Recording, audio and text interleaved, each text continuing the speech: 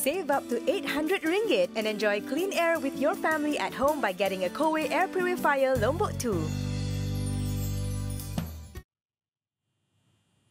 A very good evening. Welcome to Bizworld. The first story of the day.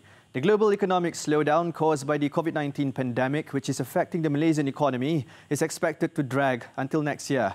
TA Securities Head of Research Kaledar Govindan said the volatile market affected many business sectors and the company's financial position. The economic condition doesn't look very good at this point in time, and surprisingly, many investors are oblivious to the impact of COVID-19, judging from the market performance so far. If you look at global institutions like IMF, they already cut their GDP growth forecast for the global economy just recently. Last year, they were projecting about 3% growth for global economy this year, and in the recent forecast, they have cut it to a contraction of 3%. As a comparison to last financial crisis in 2009, during that time, the contraction was only 0.1%. Referring to the International Monetary Fund IMF projection, he said that the unprecedented crisis creates uncertainty about its impact on people's lives. This is due to Malaysia being one of the fastest growing economies in the global supply chain. In addition, it has a negative impact on foreign investment, commodities, tourism and domestic shocks following the Movement Control Order (MCO). The Malaysian Furniture Council (MFC) has called on the government to gradually relax the Movement Control Order (MCO) to help the survival of the furniture industry.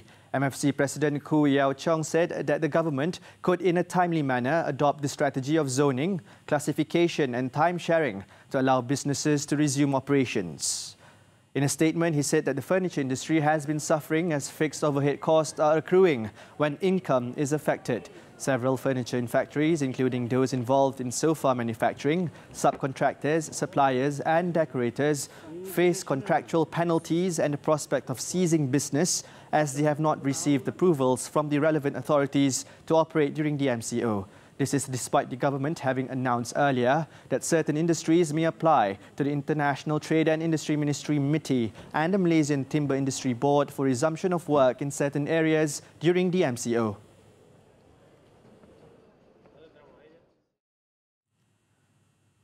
AirAsia X has announced a 25% drop in passengers in the first quarter of 2020 as the low-cost carrier struggles with the disruption in global aviation caused by COVID-19. In the first 3 months of this year, it carried 1.14 million passengers against the 1.51 million passengers it carried during the same period last year. As part of the airline's mitigation strategy, the company has reduced flight frequency around the network and temporarily suspended certain routes. The company's available seats per kilometre capacity reduced by 21% year-on-year to 6.9 billion.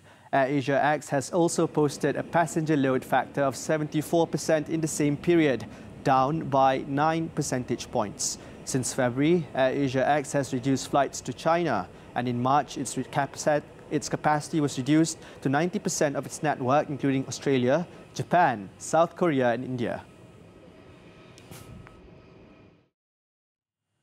OCBC Treasury Research expects crude oil prices to continue to trade at the current depressed levels through the second quarter of this year, as the market is still in a state of abyss. Last year, the United States benchmark West Texas Intermediate WTI crude futures collapsed to negative $37 per barrel, a first in the history of oil prices.